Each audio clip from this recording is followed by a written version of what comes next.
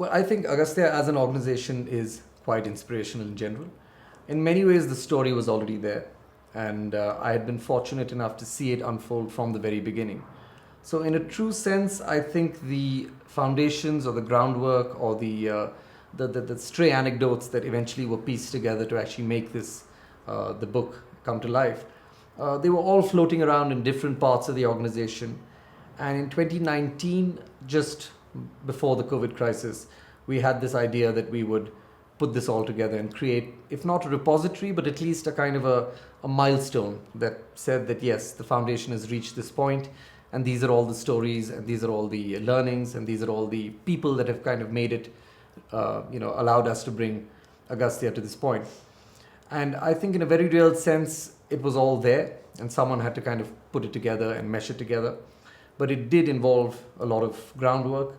It involved a lot of research, because when you look at Agastya, it's very unique as an organization. It is not just about the education, but there are actually three elements to Agastya. One is, of course, the children that it reaches, which remains the fundamental and core thing that we do.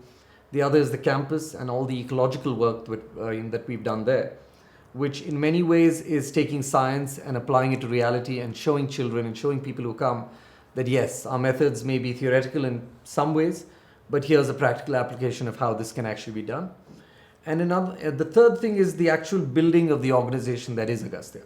Because at the end of the day, it is about people. It is about employing the right people. It's about training the right people.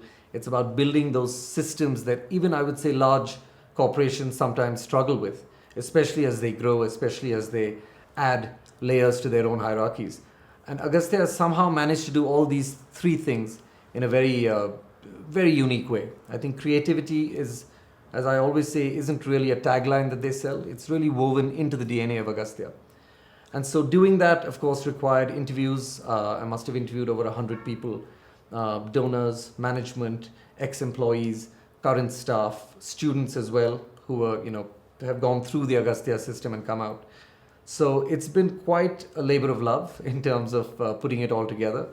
And I hope, what has finally come out is something that people can read and appreciate for the value that Agastya has brought to the system of education.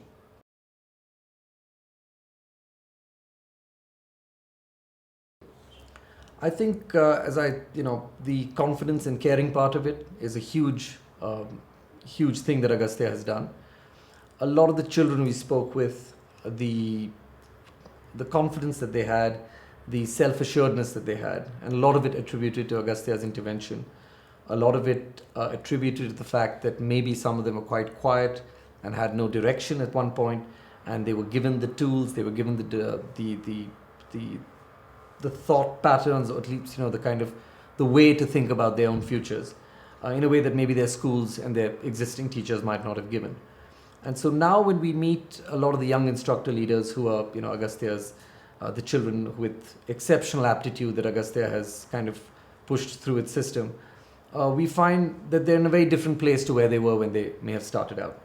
And, there are anecdotes in the book as well, and, many stories that we've covered of children and their paths to becoming, what they are today.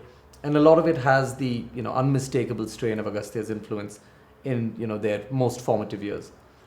I think the other thing that Agastya has done to a very real sense is make children feel that they're not bound by their circumstance. I think it's a wonderful way to kind of, especially in India, to actually bring about this